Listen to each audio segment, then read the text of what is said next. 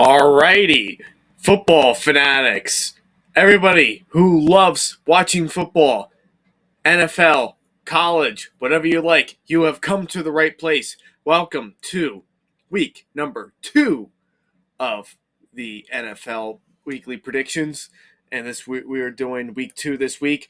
A lot of great matchups for this week. We know we saw a lot of great games go on as far as week 1 goes.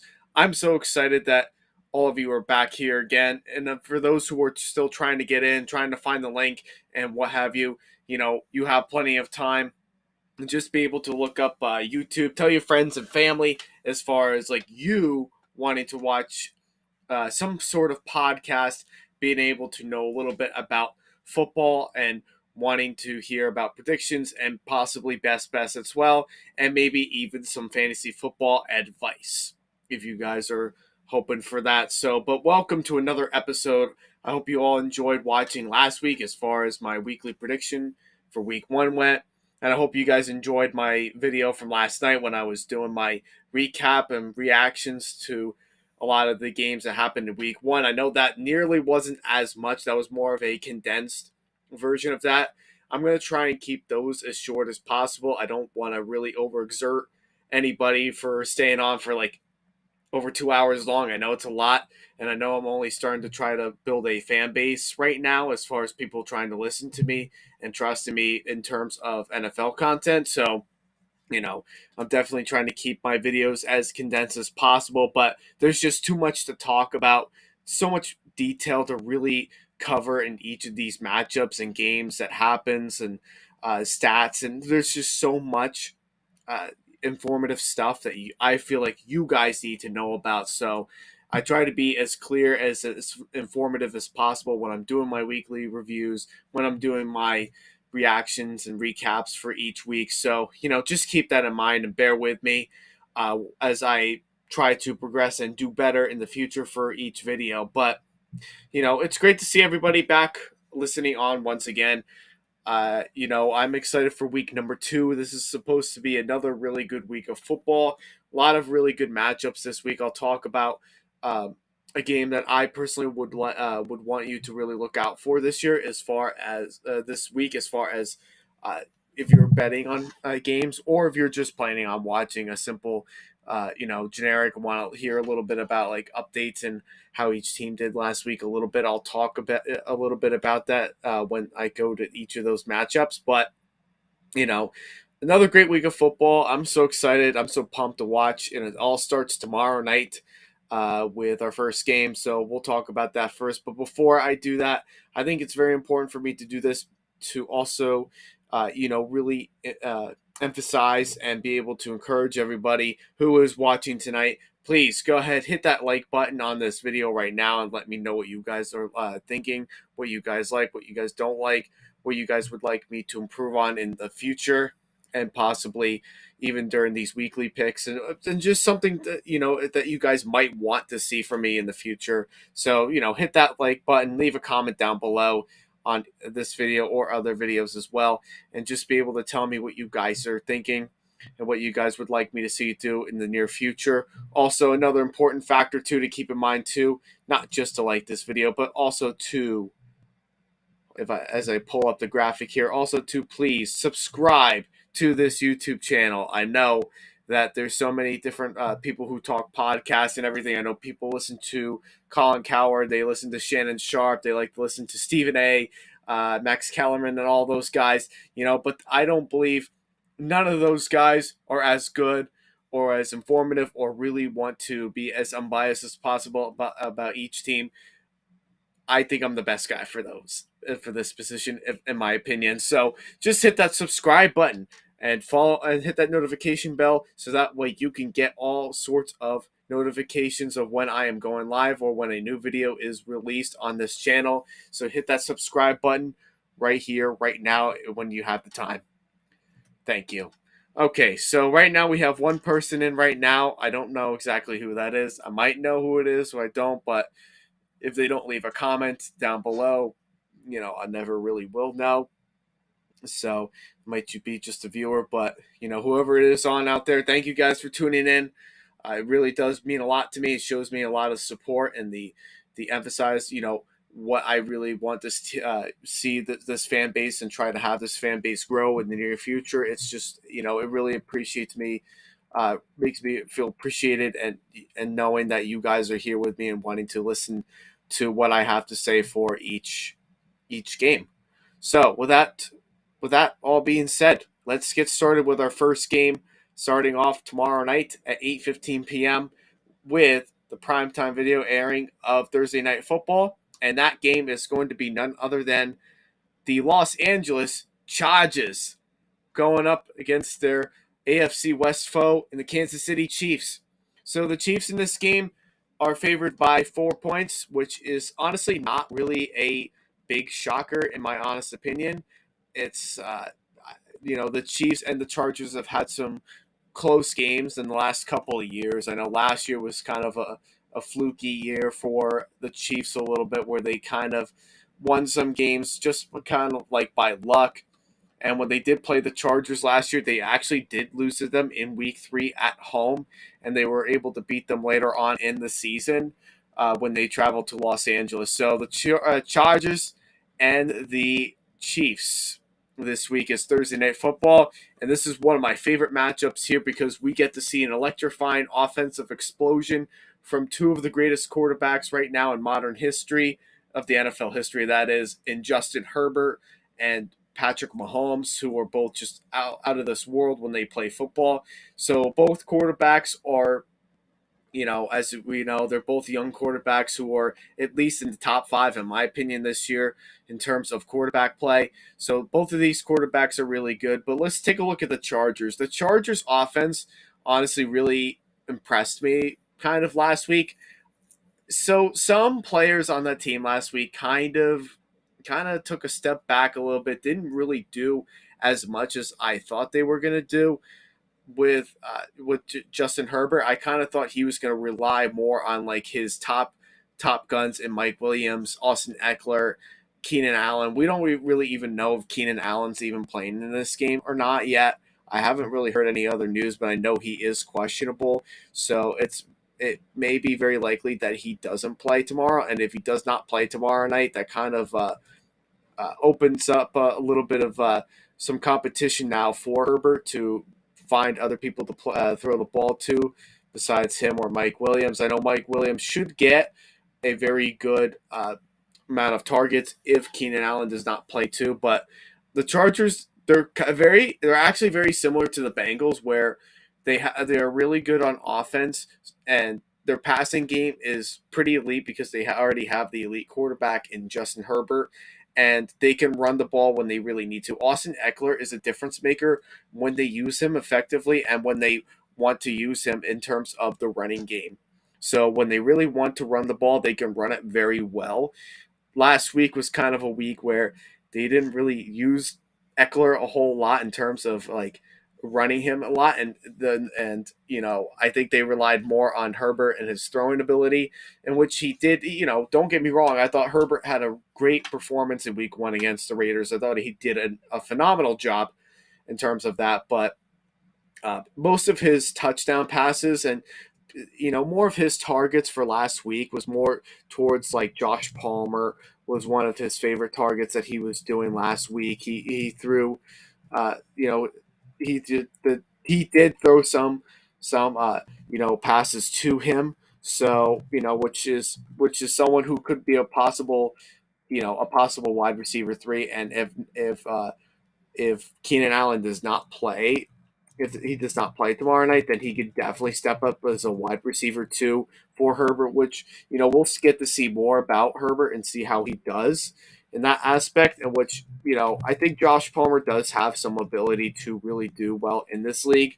So, that could definitely open up the floodgate for Palmer to have a sneaky breakout year in some sense if they use him effectively. And also, just don't forget too, they're also playing the Chiefs defense, which is just so streaky. They have moments where they do play good defense, and they did play excellent defense last week against the Cardinals. I thought the Chiefs did, but really what really was the vocal point of that whole team was obviously Patrick Mahomes. If they didn't have Tyreek Hill, and that really wasn't a huge concern for Mahomes and company, so he was still able to throw to Travis Kelsey. He got Juju had a pretty good game in that game as well, too. So he had some moments. Marquez Valdez Scantling also did well as well, too. So those were some good things to really think about as well. But I think this should really be Mahomes' toughest, one of his toughest defenses that he's going to face this year. And not just once, he's facing them twice this year. So the Chargers defense, I thought, really went right out of the gate last week and was really able to take advantage of a very talented Raiders offense besides their weakness in offensive line. I thought the Chargers defense actually played very, very well. In some cases, we already know about what he was like. They were like last year. Last year they were outright terrible, but they really played really well on defense. They were able to make the big stops and being able to make like the big tackles in most given moments. They were able to get to Derek Carr. Their pass rush was excellent. Khalil Mack had a one great game for them. Darwin James had some tackles too, and he did really well. They were able to force turnovers from Derek Carr. Derek Carr did have 3 interceptions, so wasn't really a great day for Carr. He was under pressure a lot throughout that whole game last week. So while I think it's different that the Chargers are facing a different kind of a team and Patrick Mahomes, who is, up, and I love Derek Carr, but Derek Carr is nowhere near the Herbert or Mahomes level yet, in my opinion. But yeah, the Chargers defense, they did an excellent job with the Raiders and being able to contain Derek Carr and that offense and being able to make like the big plays. They did have some difficulty with Devontae Adams, and that was kind of expected, but nonetheless, they were really able to play very well defense. Their pass rush was excellent. Their run defense was much improved from what was a year ago. So the Chargers defense will have they should have a pretty good, a pretty tough game actually against the Chiefs. If they can get to Patrick Mahomes and be able to stop him from like doing all of his magical stuff with running around the field, and when like people like Khalil Mack or Joey Bosa who's trying to get him to really contain him, or Sebastian Joseph Day who is also there now as well.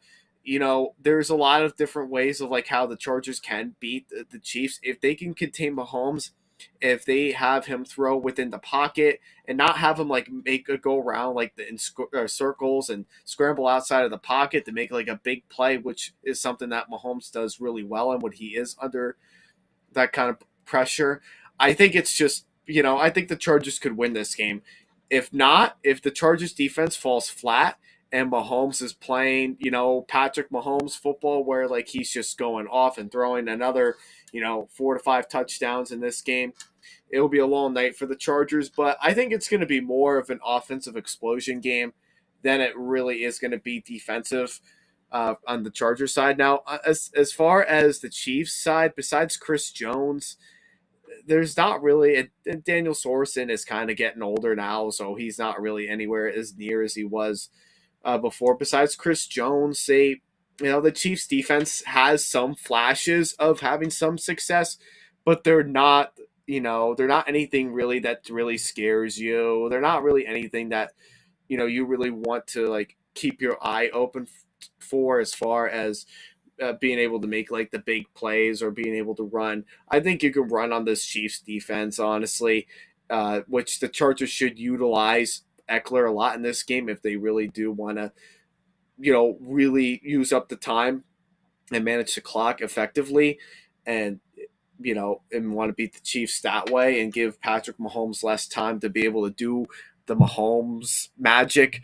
That's definitely possible too that they could do. So it's a tough game. I think it's going to be a really good game. This should be one of the best games of the week, in my opinion. It could possibly be my game of the week too, just depending on how everything else pans out. But this should be a really good game. I'm actually really excited for this.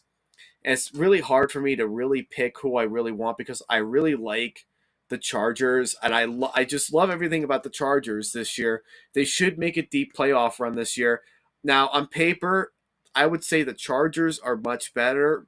Not much better, but they are better on paper in terms of offense, which definitely, and as far as defense as well. So that really should be leaned towards more towards the Chargers end, but it's Patrick Mahomes. It's home. It's tough. It's really hard to beat Patrick Mahomes at home. I know the Chargers were able to do it last year when they were traveling to Arrowhead to play them, but it's very difficult to beat Patrick Mahomes at home. So I really like the Chargers, guys. I'm not saying anything about the Chargers when I say this, but I think the Chiefs are going to win this week. I think they're going to win this first matchup. I think it's just mostly because of home field advantage.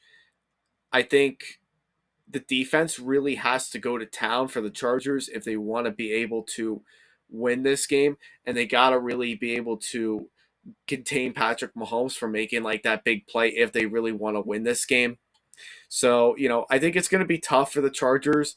I think whoever really gets the ball last in this game is going to be the winner. And I think that's going to be Patrick Mahomes and the Chiefs. I'm going to take the Chiefs this week, at least for this first matchup. Depending on how things match up to later on in the season, things like that might change. But I'm going to take the Chiefs this week to win. And what I say they would cover the four spread. When I say they cover the spread, I think it's a game that's worth betting on. I think you can. I think you can make a legitimate argument where the Chiefs can cover the spread. In my opinion, I think they can cover the spread pretty effectively. Like I said, it's probably going to go down to the wire where the last whoever has the ball last is the game winner. So I would say Chiefs are going to be the winners. And if I were you, I probably would definitely take the -4 for the Chiefs to win that. So I'm taking the Chiefs this week, and I would definitely have them cover the spread.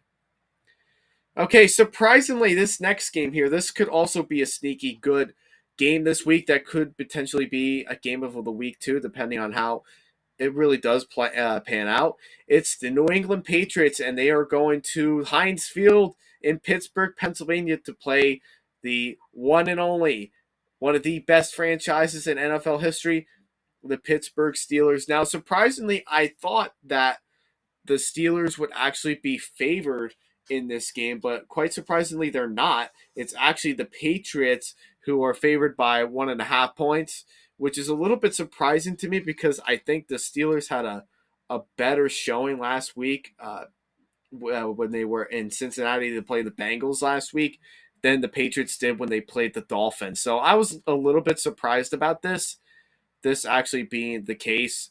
So we'll talk a little bit about it. So the Patriots, as I said last week, did not really look all that special to me. Besides their defense, the defense played decent. Matthew Judon had some good plays, and there were some good things about this defense that the Patriots did a pretty good job in, being able to contain that dreadful offensive line of the Dolphins, and being able to I thought they did a good job in that. But what they didn't really do as well in was stopping anybody from the air. Tua had a pretty solid game last week against the New England's defense with throwing for 270 yards and for a touchdown to Jalen Waddle.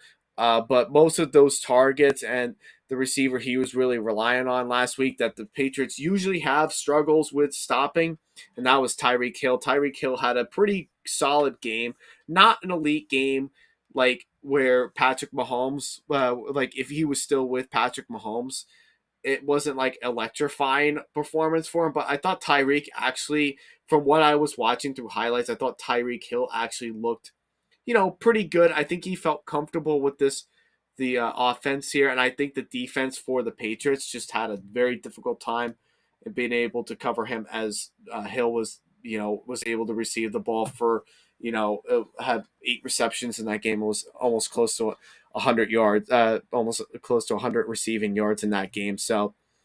But defensively, I thought the defense was like I said, I thought the defense had a pretty good game plan. They did do a pretty good job with stopping the Dolphins and whatnot.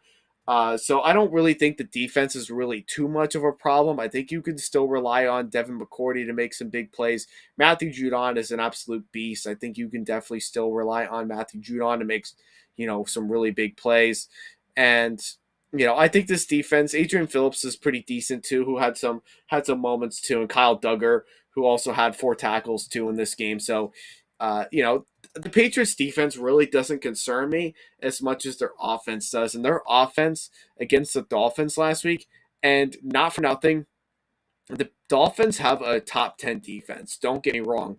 But I feel like the Patriots offense should have utilized a lot more of their receivers than they did last week, especially when you have your best, probably in my opinion, your best receiver in Kendrick Bourne for only going out for a play and like a big explosive play for 41 yards, only getting 1 reception. That's not good. If you're relying on your players like Nelson Aguilar or Jacoby Myers to really make those big plays for you, that's kind of a problem. And that's not talking anything bad about Jacoby Myers or Aguilar for anything like that. It's not like that at all. But Kendrick Bourne is their best receiver who actually really improved and really did well last year. What really kept the Patriots offense going was Kendrick Bourne when he was able to go down for like the deep threat. Now knowing Mac Jones, who's not the all time greatest in terms of passing the ball deep, but what he did have Kendrick Bourne, he actually made them look better on offense than they really were. So Kendrick Bourne, if you have like your best receiver, he really is your best receiver. You have to throw the ball to him. You have to use him more in this game. If you want to beat this Pittsburgh 7, if you want to beat this elite Steelers defense, you have to be able to you have to be able to use your best receivers, the best players that you have on this team. In this case, you have Kendrick Bourne and Mac Jones going together toe to toe. This is something that you really need. You need Kendrick Bourne out there to make like the big plays for the Steelers. Now, the Steelers' offense, on the other hand, isn't really anything better. As we saw last week, their defense really, really played excellent against a terrible offensive line in Cincinnati. So their defense is another thing that does not concern me as much, besides the TJ Watt injury with the torn pec, which is probably, and he is most likely going to be missing this game this week, which is probably going to be a blow for them. But they should still have Minka Fitzpatrick in there. They're still going to have those kind of big guys that are still going to be in there. Minka Fitzpatrick will still be playing in this game. I'm pretty sure he should still be playing. Miles Jack, who also had a statement game last week too, and he really did well for himself too. Witherspoon, who's been having a pretty solid start to the season too. So and Devin Bush, you have Devin Bush as well. Levi Wallace. So this is a really legit Cam Hayward, who really didn't really do a whole lot, but he's still pretty solid too. So you have a Steelers defense that's really good, and their passing game, their offense, honestly, I felt like they didn't do all that bad on offense. I thought Trubisky looked consistent. He looked comfortable in the Mike Tomlin offensive playbook that he does have in store for him. So, that all works out good and what have you for them. Would it really shock me that the Steelers do win this game this week against New England at home? No, I honestly, and that's kind of like where I'm kind of going back and forth with, like, neither offense is spectacular. Neither of these offenses really have anything that really scares you too much in terms of really to watch out for. It's really just their defenses that really make statements for their wins on both sides for both the Patriots and the Steelers. So it's a tough call to really make. I like Mitchell Trubisky. I thought he's had a pretty solid start to the Steelers offense and to their season as well. So it's kind of tough. I think Bill Belichick, Mike Tomlin, they've had a lot of their fair share of games in years past. But this is no longer the Ben Roethlisberger and the Tom Brady era in these either teams anymore. It's all, those days are over. Now you've got, new quarterbacks for each team.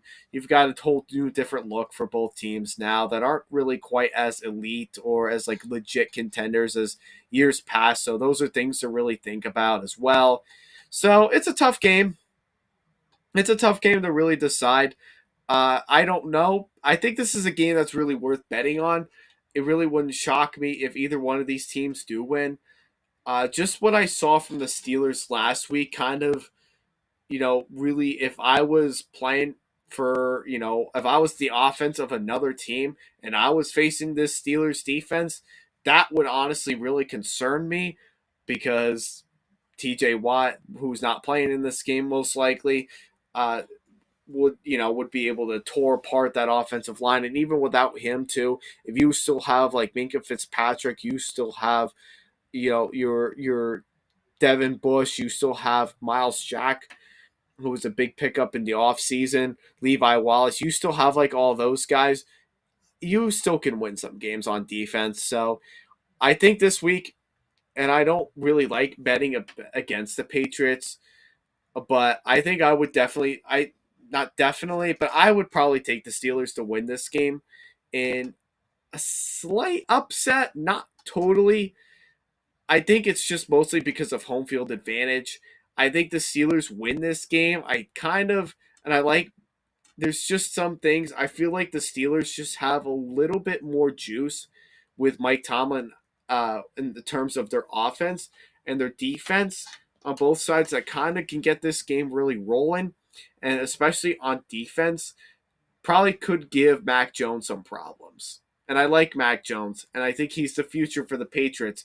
But if he's facing a top five, at least, defense of the Pittsburgh Steelers, it's very hard for anybody to really beat them, especially at home. So I'm going to take the Steelers for this one. It's probably going to be a close game. I would picture it to probably be a low scoring game, like a maybe like a 16-10 game, kind of. I would say that's kind of a scoring game.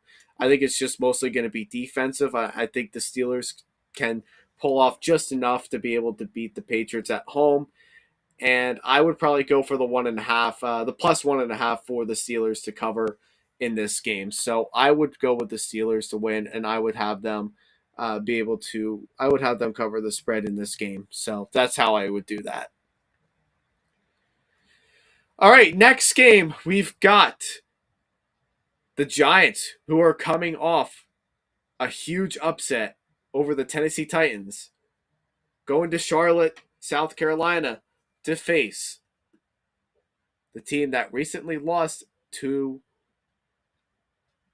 a team without Deshaun Watson, the Carolina Panthers. The Giants, which is really no surprise to me, are favored by 2, which really isn't that big of a shocker. This is a game that should be winnable for the Giants. Some things that kind of scared me about the Panthers last week were more so like the defensive side and their cornerbacks that really kind of fell apart and wasn't really able to stop Brissett in the passing game. It wasn't able to stop them or be able to stop Nick Chubb at all. And after Saquon's big run day against the Titans defense, who the Titans defense was supposed to be at least in the top 10 this year, and they still very well could be, but Barkley was able to expose them. It really wouldn't shock me if they use Saquon Barkley yet again to beat the Panthers. So it's a tough call for me, in all honesty. I think, but let's also take a look at the Panthers side. The Panthers side, they didn't look terrible. I thought they kind of looked like a football team, like that can win you some games, but also could lose you games where you should have won. And I think last week that spoke for itself as far as the Panthers should have beaten the Browns last week and not be able to let someone kick a 59-yard field goal to win the game. That's like one of the last few plays of the game. Like, the Panthers are like that kind of a team. They're a fun team. They can pull off upsets, but in the biggest moments when they really need to win a game, they may not always win them for you. So that's kind of a problem to me. And when you lose to Jacoby Brissett, which is nothing against him, I think Jacoby Brissett is a very nice guy.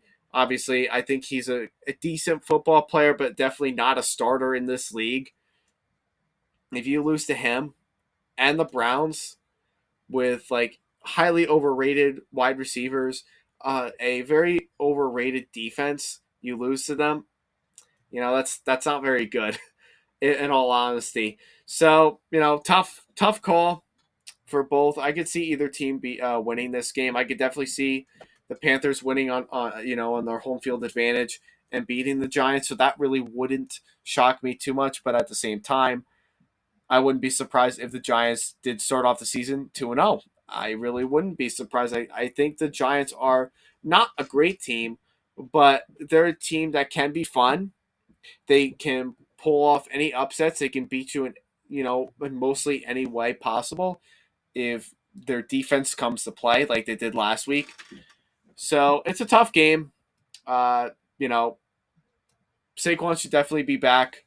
I think if I was the Giants, if they were able to contain Derrick Henry like they did last week, they have to be able to contain Christian McCaffrey, which really didn't get a whole lot of carries last week, which was a little surprising, a little disappointing too, because McCaffrey is the heart and soul of that offense and keeping them going.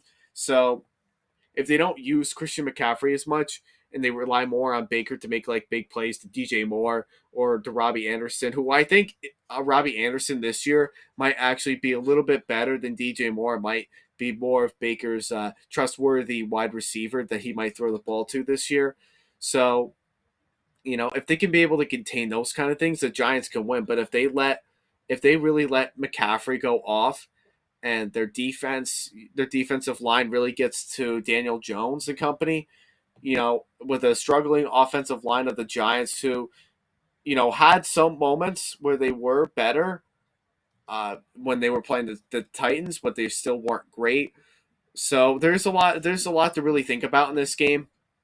So uh, and while I do these predictions, just know that I don't pick until I'm actually talking about it with you guys and being able to really do some research and watch like prediction videos from like the NFL YouTube channel and things like that in order for me to like really make like my final decision. So it's going to be kind of a tough call for either team. I think either team could win this game.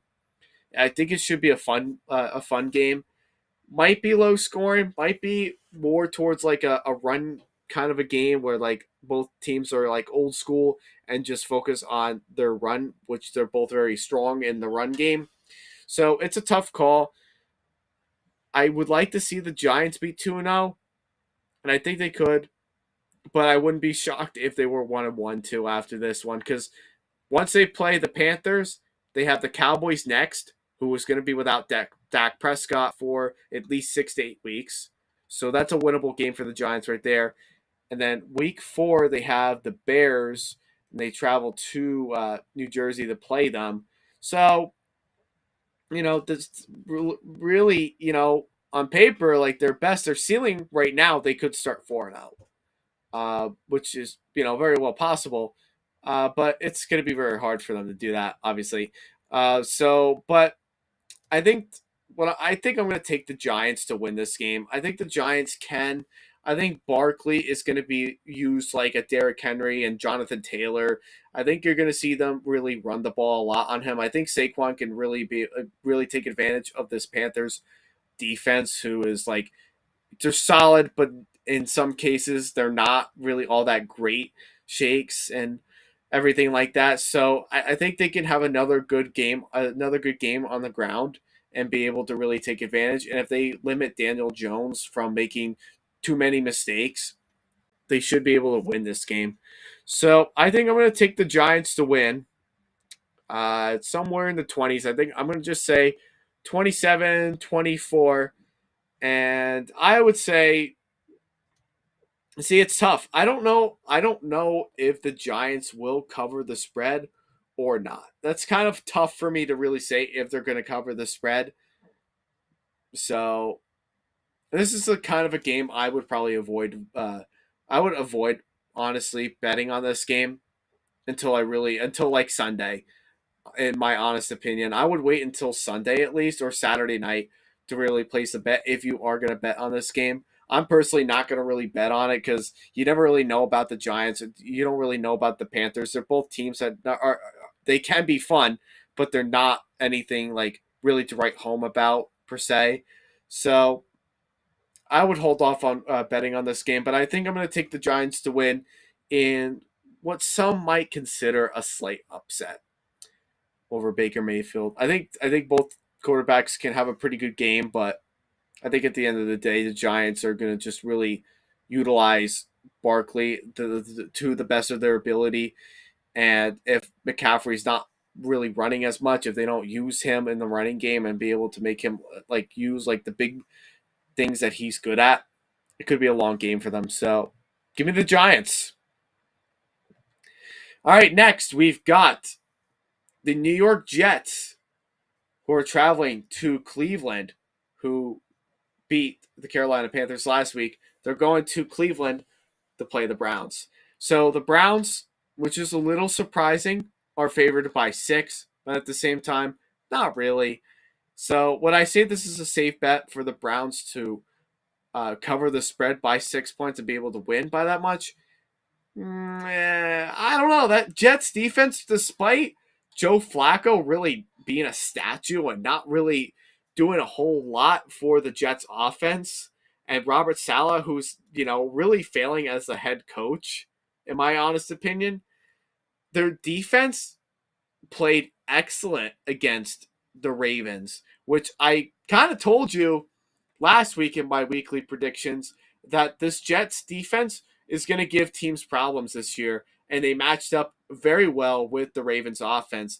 And you know, they have a lot of great things to really look at here. I think their defense, their run defense, is excellent. I think their passing defense, their pass rush, and their corners, I think they're all excellent, in my opinion. It's just this offense with Joe Flacco and that offensive line that still isn't really anything good. So really, if anything, the Jets could win this game, in my honest opinion. I think Sauce Gardner is an absolute animal who really, really had some big moments in last week's game against the Ravens. They have C.J. Mosley, who's been pretty solid too as of late. They have Jermaine Johnson, who's still a beast too. So they have a very beefy defensive line who can really get to the running game at any given time. And they could also stop the pass too if they really needed to. So I think there's a lot of things that the Jets can really consider here as far as how they can beat the Browns. I think it's very likely that they can win this game.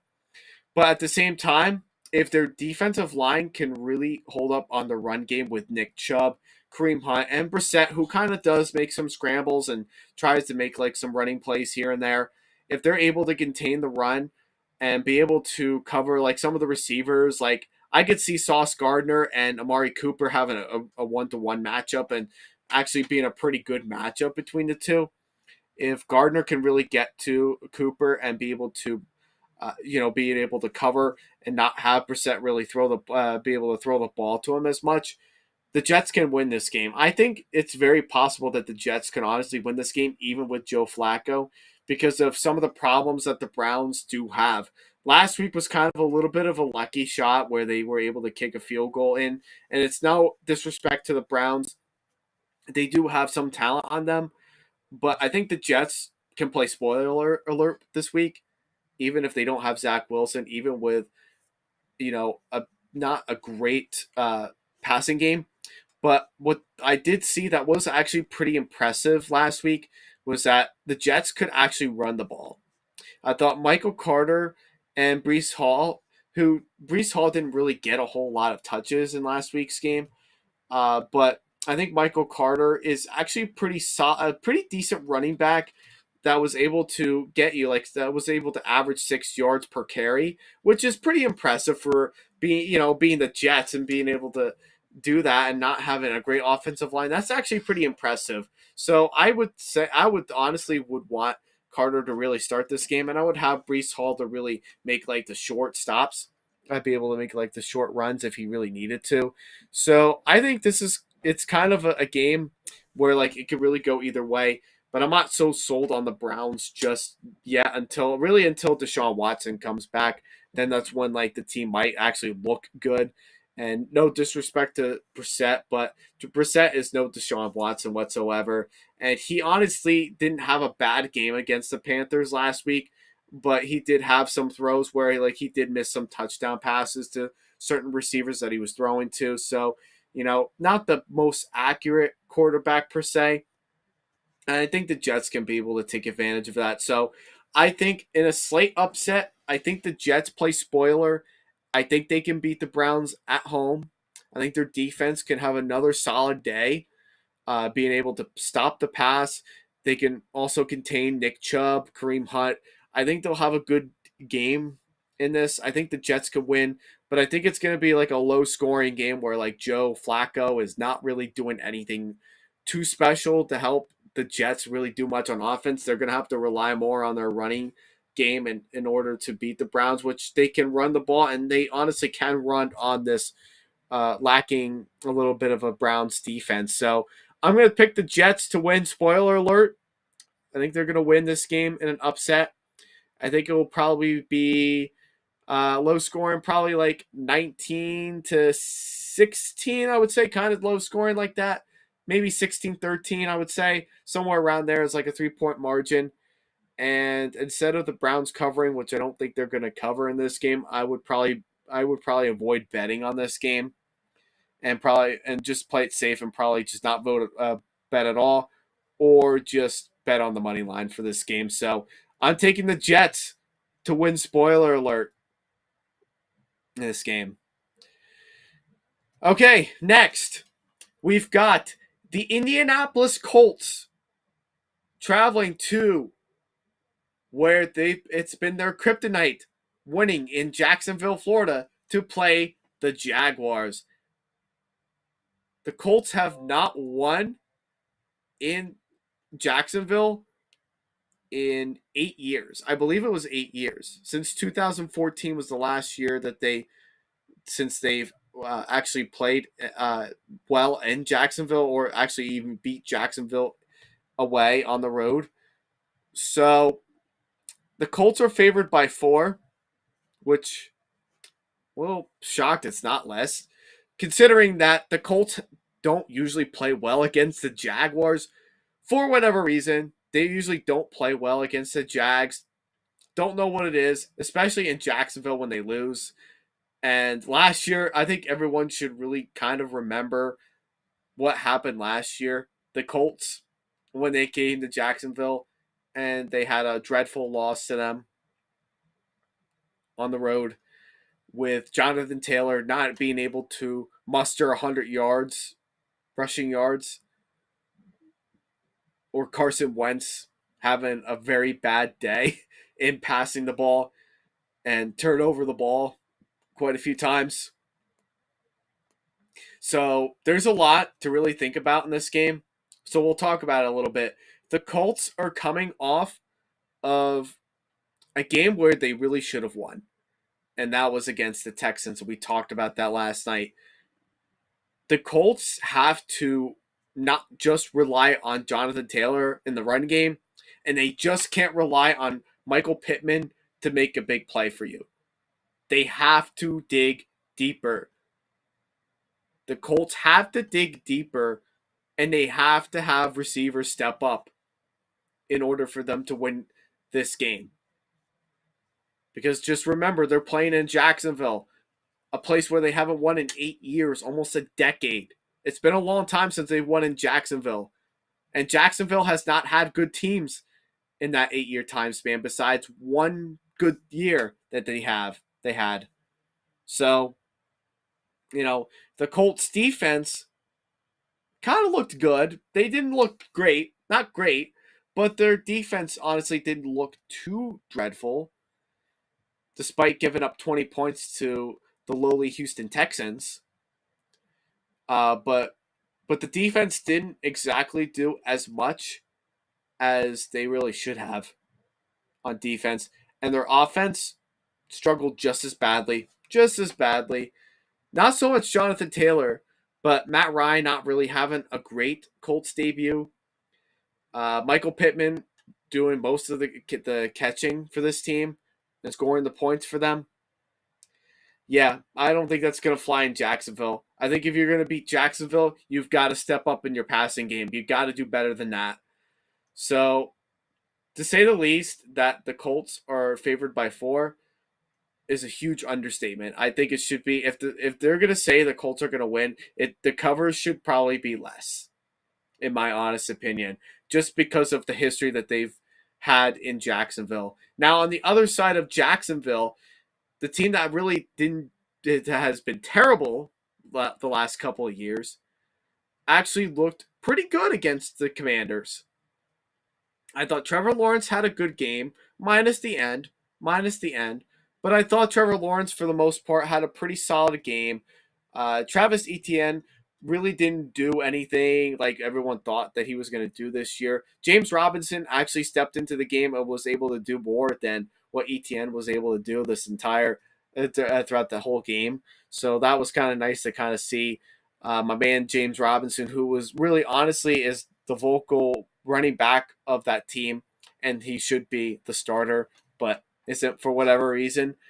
Uh, you know, he had some good game. He had a good moment in that game, so I thought he did pretty well for the most part. Uh, Trevor Lawrence had a pretty good game too. Christian Kirk is a lot better than people give him credit for. People made fun of the Jaguars. I kind of was a little bit low on them, so I was a little low in saying like, they didn't really look anything good at all, but you got to remember one thing. They also have Doug Peterson now, who was and I'm not an Eagles fan whatsoever, but he has done very well with the Eagles in years past, and with him getting fired 2 years ago, for that was kind of lame for them to do that because he was honestly keeping that team relevant.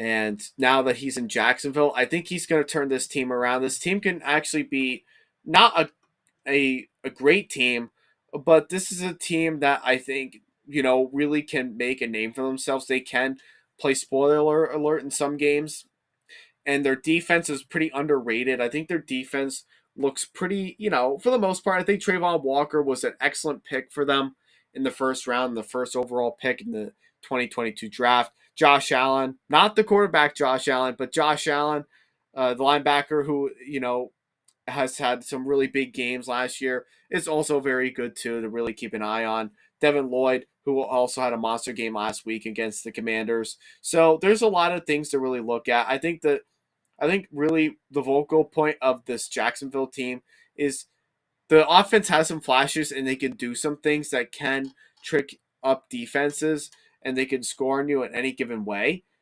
But I think the defense is what really is going to really match up well with the Colts offensive line and their offense as a whole. So that's kind of why I kind of think it's more likely that Jacksonville is going to win in this game, because I just think the Colts right now, and I like the Colts, they have talent. They are a good team, but they're just not gelling together yet, because I think Matt Ryan is not completely comfortable with this offensive scheme yet.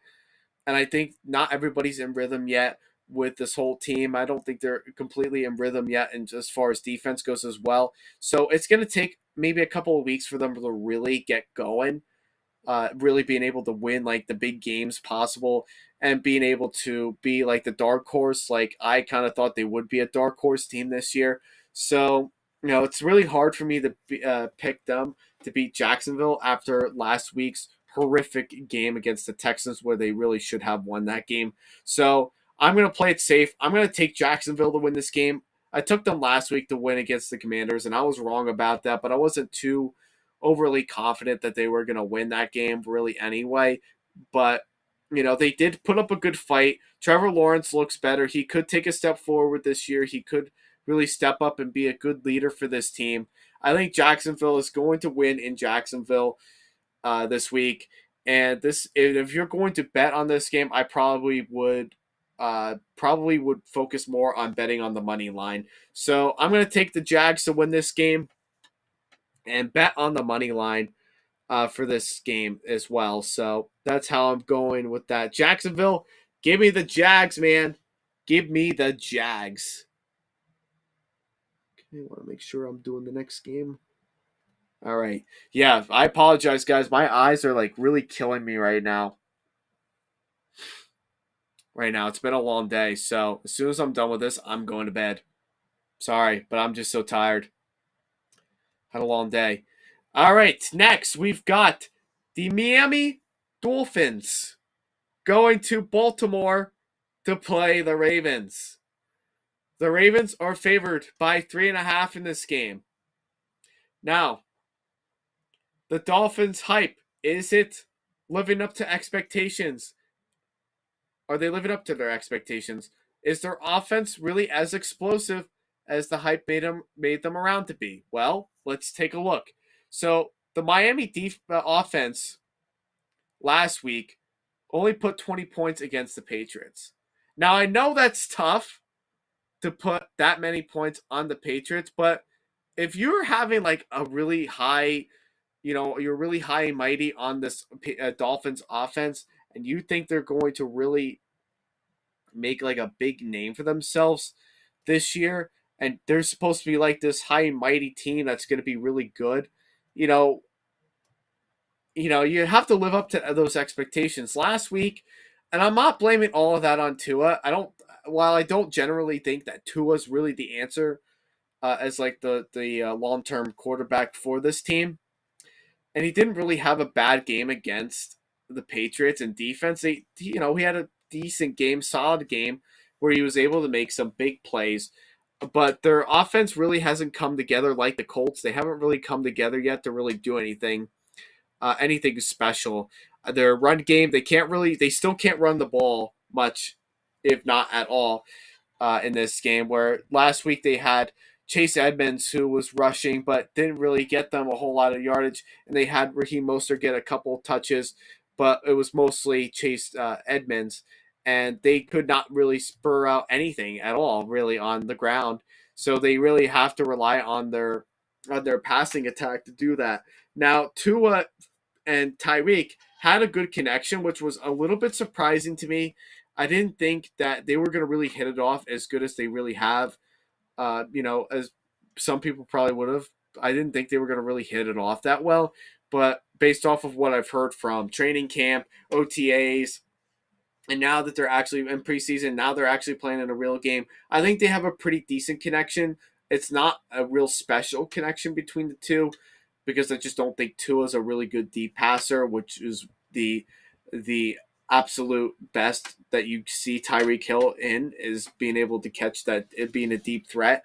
So they really have to rely more on their passing game than they do on their rushing attack, because just Chase Edmonds and Raheem Mostert are just not really doing it yet. So, but he does have some good receivers he can throw the ball to that they can definitely beat the Ravens in. They've got Tyreek Hill, which I think will be a tough matchup for Marlon Humphrey for the Ravens side of the defense to be able to match up 1-to-1 with him. So that's something to really think about. And Jalen Waddle, who's also very fast in the right too.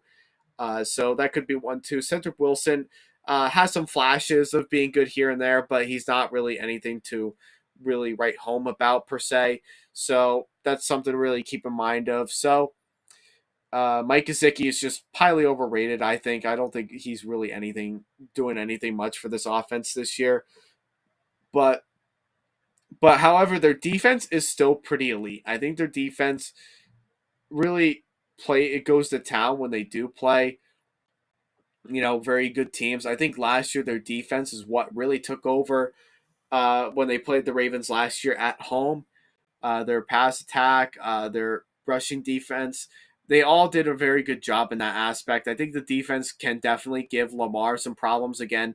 This is the second week in a row where Lamar Jackson is going to be playing a very good defense. So let's take a look at the Ravens' offensive side. So their offense is definitely lacking in terms of receiver play. Well, Devin Duvernay and Rashad Bateman had a pretty solid game last week. A game where, they were just good enough to be able to get the Jets to win, the Ravens to win. I'm sorry, but and it's not really Lamar that's the problem. It's more so the receivers really stepping up. And, like I said, Bateman and Duvernay did really well last week, considering that they're not like, team. You know, they're not actual players to write home about in terms of like being the official and like a long term number one, number two receiver on your team. But they were able to do just enough to get the job done.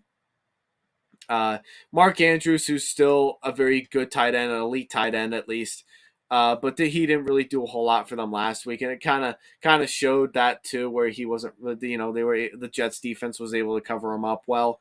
So, what really kills the Ravens is that the running backs with J.K. Dobbins, Gus Edwards, like all those guys right now, they're all not even playing right now. They're all injured.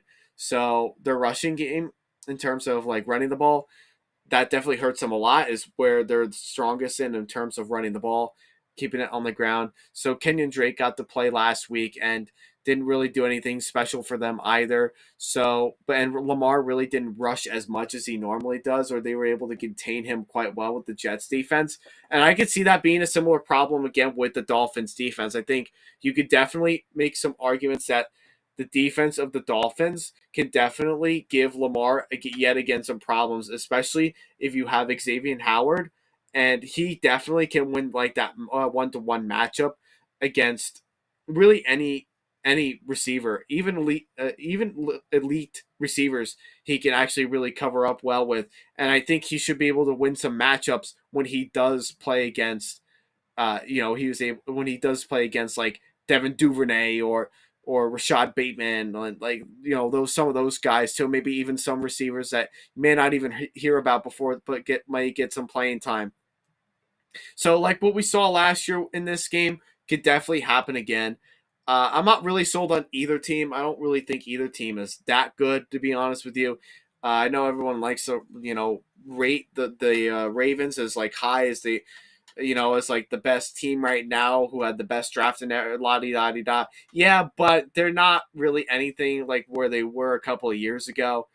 And the Dolphins really aren't anything special too. They can't even run the ball for not even more than even 3 yards. So, that's quite concerning for the Dolphins end too. So it's kind of a concerning game for both teams who have really high expectations for themselves. So, but I think at the end of the day, it's tough. It's tough to play in Baltimore. It really is. If this game was in Miami, I would say Miami would win. But since it's in Baltimore, it's tough to play in Baltimore, and that's where Jackson's magic really happens when he's on his home turf. So it's a tough game. I don't really like doing it, but I would say the Ravens do win this game this week. I just think that, but they're not going to win by a lot. I think it's going to be like, what kind of like, not really what it was last week. Like, I could see like a similar playbook per se in terms of like how well contained the Jets were able to contain Lamar on defense. I could definitely see the Dolphins being able to do that, but I just don't think Tua, and I don't think like the rest of their receivers, and if they can't get a running game going, they have a problem, which is gonna definitely keep the Dolphins back. So I'm gonna take the Ravens to win this week. I would say they would cover the spread. So if you're gonna bet on this game, I would definitely say you could definitely bet on the 3.5. But my pick is going to be the Ravens to win this game. I just think home field advantage, and at the end of the day, it's really just about defenses. Like which defense is really going to hold up better.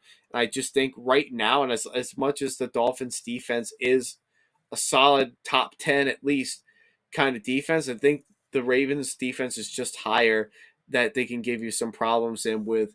You have more.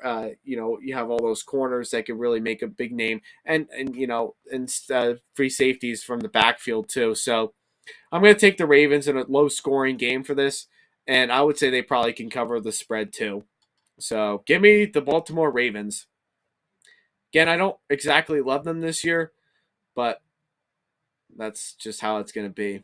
They'll probably win against Miami. I'm not impressed with Miami too much either. So that's how I'm going to take that. All right, next, we've got the Tampa Bay Buccaneers traveling to their kryptonite, the team that Tom Brady has not been able to beat yet in the regular season. and that is the New Orleans Saints. And be quite honest with you guys, I thought that the Bucks were actually going. I thought the Saints were actually going to be. I thought they were actually going to be favored by this game by like one. But it's honestly, it's right now. It's the Bucks that's favored by 2.5. Was it 2.5 points? They're favored by 2.5 points. So both teams. Let's talk about the Bucks first. So we all know the Bucks defense is legit this year, and they probably can be the number one defense this year in this league. Okay, we'll get that. We'll just get that started and out of the way. So we already know that. Their offense looked like an old school offense when they were playing against the Cowboys last week. And when I mean by old school, they relied more on their run game and kind of threw less, but were much more conservative on the passing game than I've seen the Bucks be, the last couple of years since Brady was there. So, some ways it's not that concerning because when the Bucks was just passing, when Brady just got there and was only passing the ball for 100 times a game, they abandoned their run game. That wasn't really, teams were just beating them because they knew what they were going to do. So now that they're actually focusing on their run game now with Leonard Fournette, who's a beast of a running back and always has been, but just never had like a legit team to play on until he came to Tampa Bay. This team has a lot of talent on them. And I think with them, using him more in the passing a little bit for like the short passes and using him in the running sense definitely makes the Bucks more effective because now teams know that they can run the ball and now they know they could definitely pass the ball as well.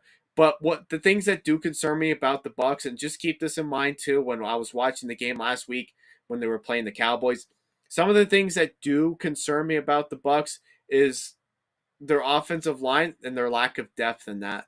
And what I mean by that is mostly the center and Brian Hainsley, who just didn't really do anything to protect Brady from Micah Parsons. That offensive line has some injuries on them, but they don't have a whole lot of depth in them. So that's going to be a little bit concerning for, if you're a Bucks fan and you want to see Brady really try to win that one last Super Bowl before he supposedly is going to retire at the end of the year.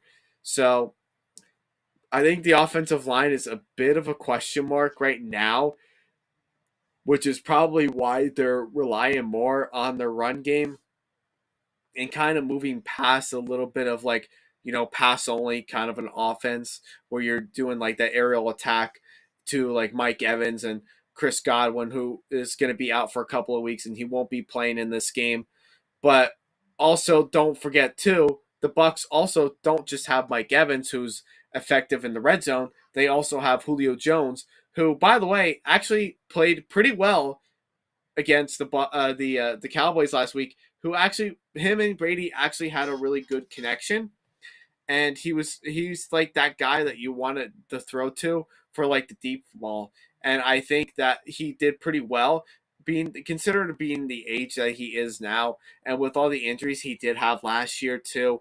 Ryan Tannehill was just not anywhere near as special as Tom Brady is for Julio, so he really needed like that quarterback that he could put his trust in and be able to use him in the passing game when he needed to.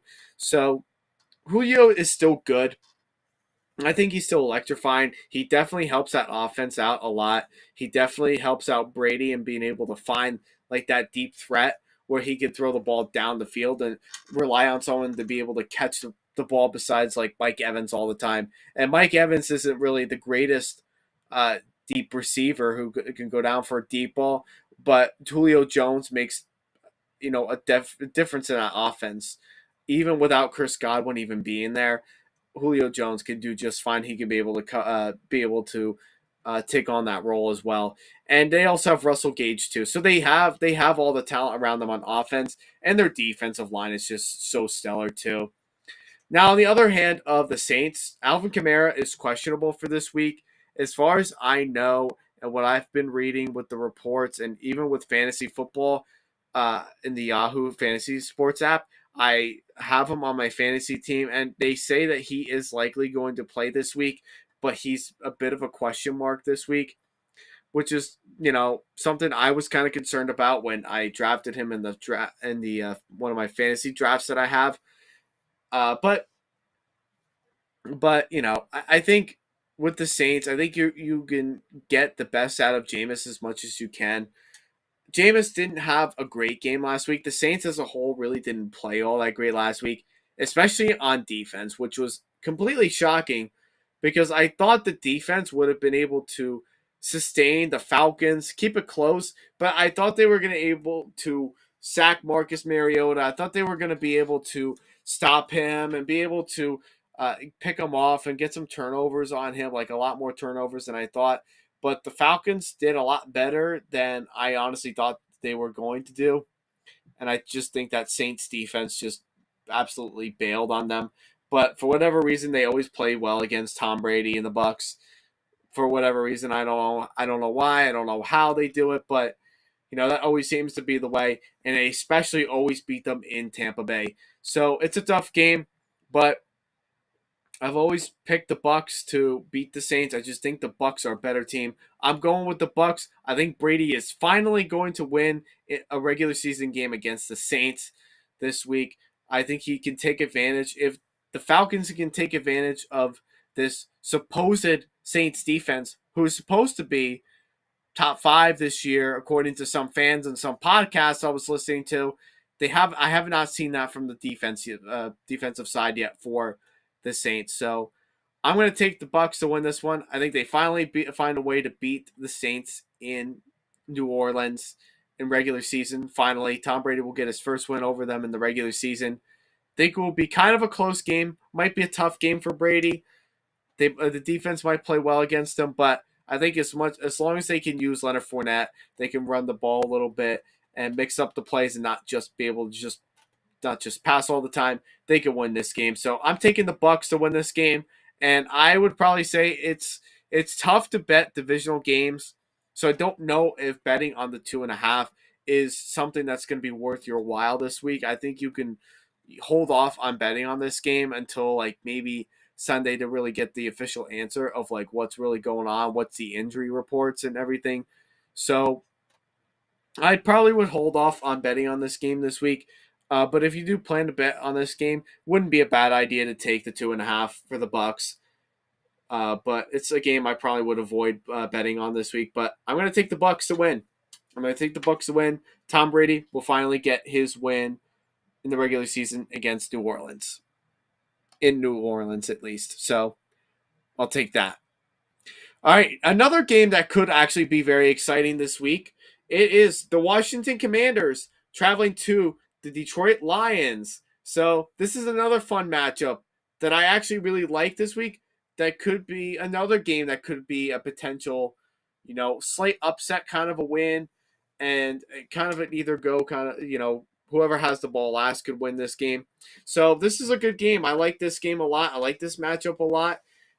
So the Lions are actually favored by 1.5. 1.5 they're favored by, which is a little it's not really all that surprising. I get why they do have them at 1.5. So it's a tough call to really make. I picked against the Commanders last week because I thought Jacksonville would have pulled off an upset where Carson Wentz would have had like a little bit of a meltdown and not be able to like really play his A game. So, but we'll talk about this game a little bit. So Carson Wentz actually played quite well against the Jags last week. I know the Jags are probably not like the most elite team, but he did play pretty well for the most part, besides a couple boneheaded interceptions and turnovers and overthrows and stuff like that. But I thought Carson Wentz actually looked very, very good for the most part. He looked like the 2017-18 kind of quarterback in Carson Wentz that we have once seen before. So he looked pretty solid, I thought. Had some big moments. He was able to get the ball to Curtis Samuel, who had a pretty good monster game against against the Jacksonville Jags. So Curtis Samuel, someone to look forward to. Terry McLaurin, who really didn't do a whole lot, Terry McLaurin, but when he did do something for this team, he actually did. He was able to get them for a big touchdown, like when they really needed it most. And what really surprised me the most, and who was able to really make like already like above and beyond rookie level of being able to make like those big time catches in the end zone, Jahan Dotson, the rookie. I was just so surprised of like how he was able to catch both of those touchdowns in the end zone. Like Carson Wentz, guys, we're talking about Carson Wentz right now, who everyone wanted to like trade away from Indianapolis and never wanted to see him. No one wanted to pick him up after that whole bad game against Jacksonville last year when he was playing with the Colts. But Jahan Dotson, man, this kid could be really something special. That could be that could potentially actually be one of Carson Wentz's favorite targets this year. He was able to really make like those big plays. He was able to really make those big time NFL football catches that we probably don't really see all that often with like receivers like that. So I was impressed with the kind of game and the big time touchdowns that he was able to make in that game. So that's something to really think about when like making your predictions this week. And I thought the defensive line without Chase Young didn't really look all that bad, to be honest with you. They still have a pretty stellar defensive line. They have Jonathan Taylor and that line, Montez Sweat and Jonathan Williams. Like they still have some really good talent on that defensive side of the ball that can really scare teams and actually could probably give the Lions some problems too. But let's also talk about the Lions too. The Lions aren't exactly like a team that is like an all-time favorite of mine. Like I don't think they always win every single game all the time, but the games that they do play really really well in terms of when they do play like good teams like the Vikings, let's say for example, or the Eagles, who they gave them a run for their money last week, and coming back like 38-21 down, and only end up losing by a field goal of 38-35. Like this Lions team can pull off some wild upsets, and this Lions team is a fun team to watch because they're so feisty. I think Dan Campbell is actually a very underrated head coach, where he gets his teams excited, he gets them pumped up. He's very passionate about the game of football. That makes this Lions team look very feisty and want to be able to win. But there's also a catch too that also concerns me too, and it's their defense. Their defense is just absolutely dreadful. Their corners are awful. Their defensive line is not great. Besides Aiden Hutchinson, who had some big games, some big moments last week when he did play. I didn't really get to watch a whole lot of it, but when he did, I didn't really get to watch a whole lot of the Lions game last week. But Aiden Hutchinson was a good pick for the Detroit Lions to be like their edge rusher and be able to make like that big play, that big time play. But he's not. But the rest of that defense like just isn't very good. They could potentially be the worst defense that we may see this year. So I don't know. I mean, Hutchinson had some time. He had some moments in last week's game against the Eagles, but anything really huge to really write home about. Like not like a first rounder like everyone thought that he would have been. I mean, he might get better as the season goes on, but right now I think it's just too early. I think he's still acclimating to the Lions playbook and their defensive scheme of what kind of a defense they want to be playing in each game. So, I don't really define like last week's game to be like, something that's like mindset for him to be like a bust. I don't think he's a bust at all. But I think like just that first game, I think it's going to take him a little bit to really acclimate to the defensive playbook and be able to be able to get to certain quarterbacks with like dreadful offensive line. So, that's something to really think about with the Lions. So this game is honestly very hard because I think both teams are kind of teams that could go up and down, up and down, up and down. It'll be like a wild roller coaster for both of these teams. But I do expect this game to be very competitive, though. I think it should be a very competitive game. And I really want to see the Lions have some success this year. I want to see them win. I want to see them win realistically. They can win at least 7, if not maybe even 6, probably, or 8, possibly. I like to see them win already, like go above their win total from last year. But I just think it's just hard. It's hard for me to really pick. I don't know. It's just very hard for me to pick, but you can't really go wrong with the Lions in terms of against the spread because they actually, when you do bet against the Lions, they actually last year had a winning record in terms of being against the spread. I believe they were like 11-6 or something, which was really impressive in the terms of betting if you're into like the gambling stages and whatnot. So it's a little surprising that aspect. So you know, um, this is a tough game for really me to pick. Do I really want to? I mean, I want the Detroit Lions to win. I think they have every. I think they can be very feisty on the offensive side of the ball. I think Jared Goff actually played. From what I was able to see, and his stats really didn't look all that bad. Like people thought that he was going to be a bust last year, and he really wasn't bad.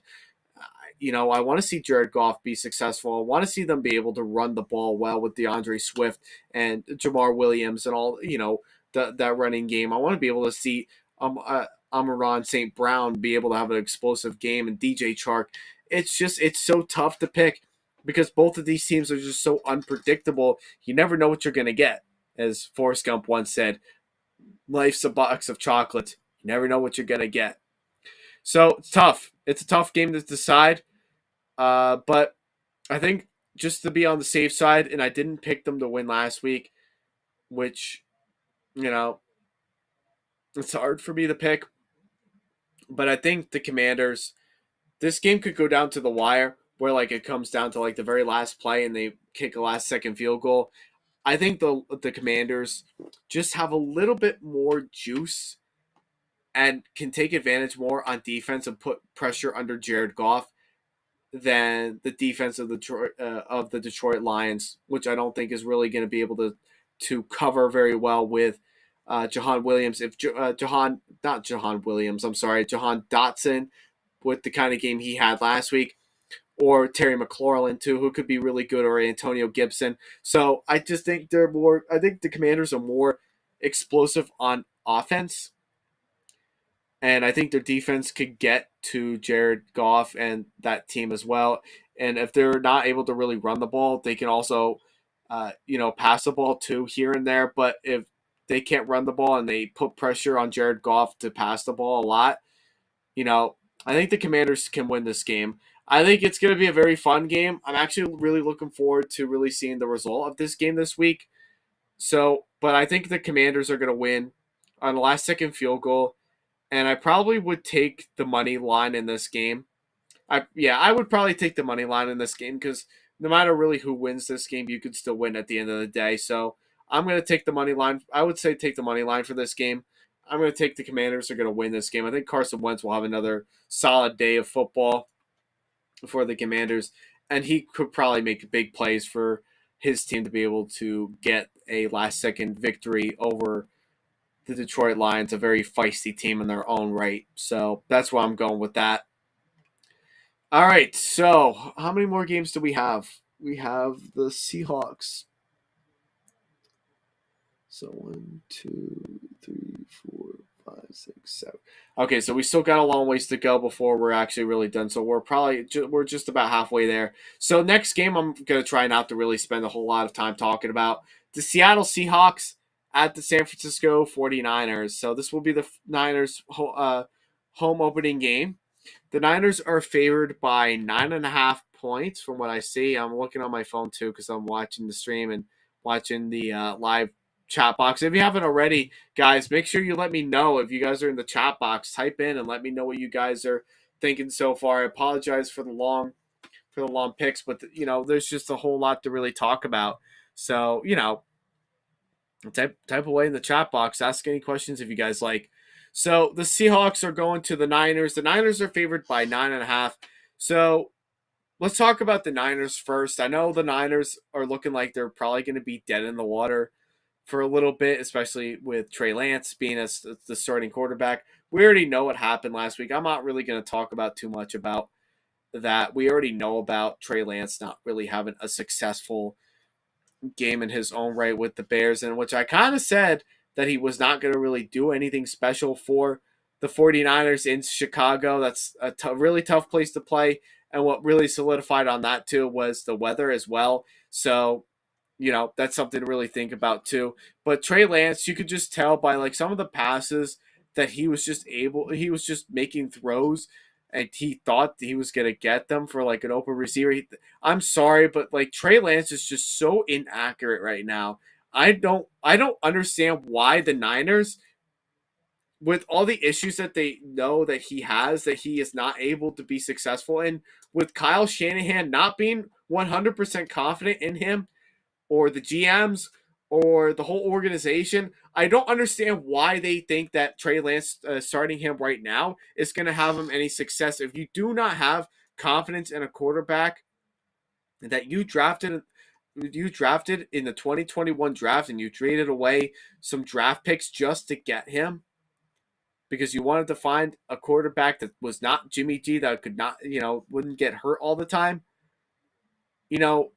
You have to put some trust in him, or at least you want to work around like the things that he is good in. So we already know Trey Lance is a good athlete. We saw some flashes of that last year when he played in a couple of games starting over Jimmy Garoppolo when Garoppolo was injured last year.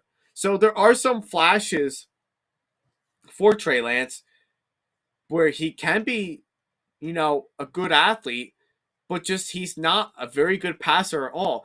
When he was passing some of those balls last week, when he was throwing the football, like he was sailing balls like over 20 yards over certain receivers that he had wide open. He overthrew them a lot.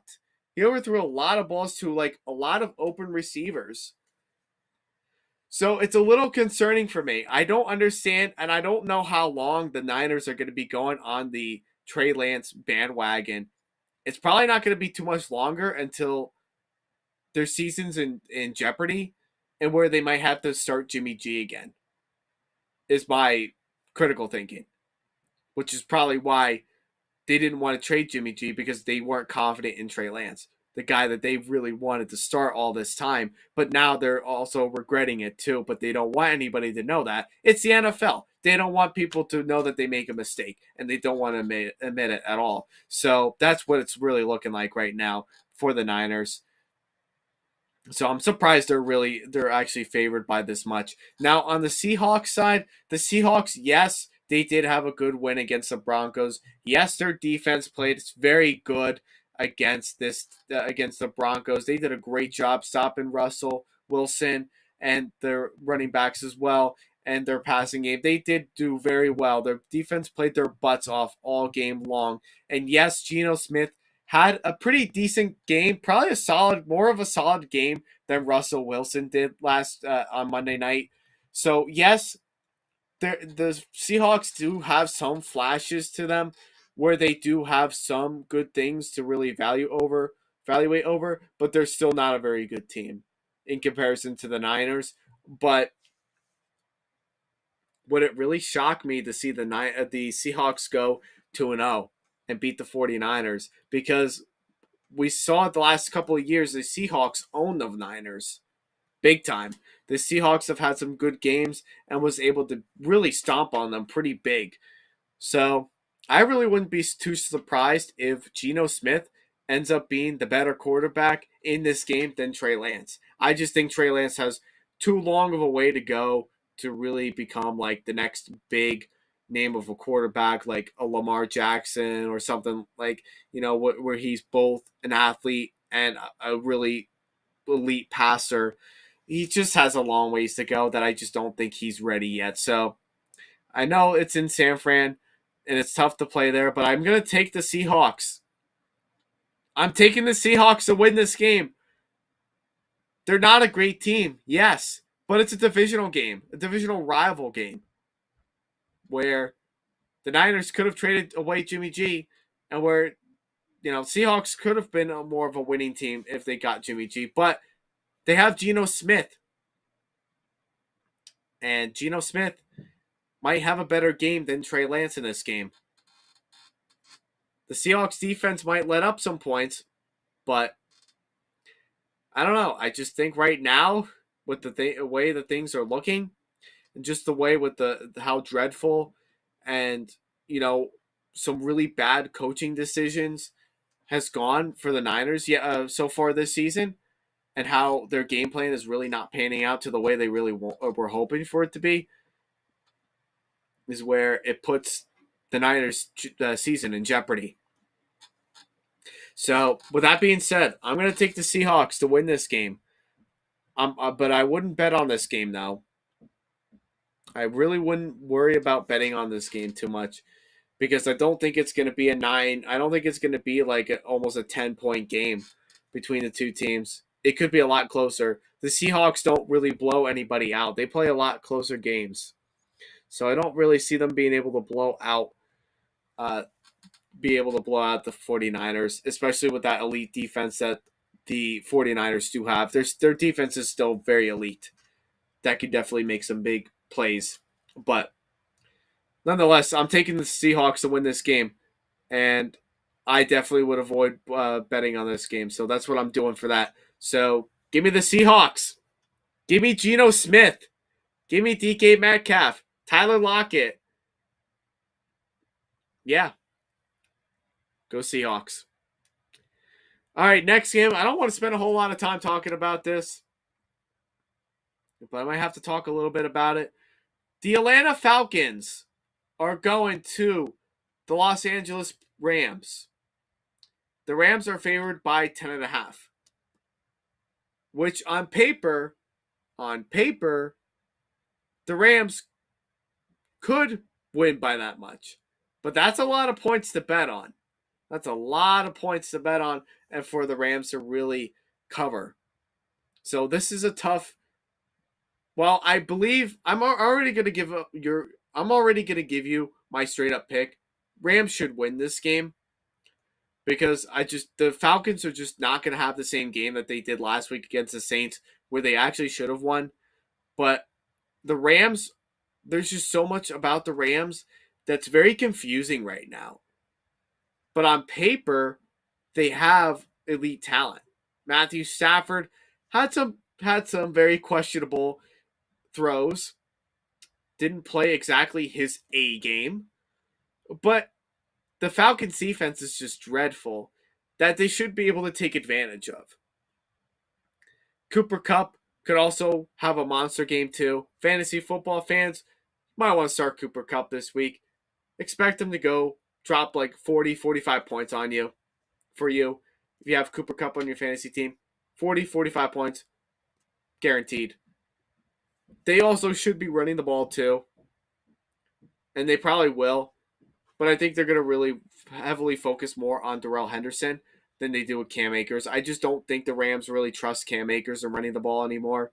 So I think most of the snaps are going to go to, or most of the touches at least, are going to go to Darrell Henderson. Their defense, while it's struggling right now, their defense is still good. That should be able to beat the Falcons and be able to, and I think Aaron Donald should be able to get to Marcus Mariota a lot in this game. So, but what the Falcons do have is that they do have some creative offensive plays that Arthur Smith does have prepared for them, and he's done a good job with Marcus Mariota. I thought he looked pretty decent. He looked decent when he played against the Saints, just minus some bad plays that happened with him, but I think Mariota will be fine. I think as long as Arthur Smith is being able to really contain Mariota and be able to work his best strengths, they'll be okay on offense. But I just think this week the Rams defense is just going to be a lot for them to handle. I think Aaron Donald is probably going to be the difference maker in that game. So I don't want to spend a whole lot of time on it. I'm going to say the Rams. Rams should win this game, hands down. 10.5. If you really want to go big or go home, I would probably take the 10.5. And they could actually win by more than that. If I'm being honest, they should win more than that on paper. But given like with some of the struggles that they do have, they might win by 10. But expect this game to be, kind of a blowout, kind of a game. Expect Aaron Donald to have another A game again and be able to get to Mariota. Expect Jalen Ramsey to not get burned this time like he did with Stephon Diggs and Gabe Davis and Josh Allen. So, that's something to really think about too. So I'm taking the Rams to win that game. And if I were you, if you want to bet on this game, I definitely wouldn't be a bad idea to take the 10.5. So that's what I would do for that. All right, we're almost there, folks. Next, we've got the Arizona Cardinals, who are taking on yet another AFC West team, and that is with the Las Vegas Raiders. The Raiders, who are favored by 5.5 points. Now, both teams had dreadful performances last week. Both teams had dreadful performances. And both of them are starting with defense. Their defense, well, the Chargers get more, they both kind of get of a pass because they both played electrifying offenses last week on defense and whatnot. But I don't know. This game could have probably been a sneaky good team. But I just don't like the Cardinals this year, to be honest with you. I really don't. There's not a whole lot I like about this Cardinals team. I think without DeAndre Hopkins, that hurts Kyler Murray a lot in terms of passing the ball, which is going to be very hard for him to, be able to connect with Marquise Brown for a little bit as like his number one receiver until D-Hop comes out of suspension. But their defense, the Cardinals' defense, really is just dreadful. They could be on the poise to be the worst defense in the league this year. That's how bad their defense is. However, on offense, they can still make some plays. They could scare you at certain times, but I don't think they're really anywhere like they were the last couple of years with Kyler Murray. I think a lot of teams have them figured out now. And without D-Hop, Kyler Murray looks absolutely lost. When he doesn't have D-Hop, that's when he really doesn't play very well. And not that he played dreadful last week. Well, it was more on that defense.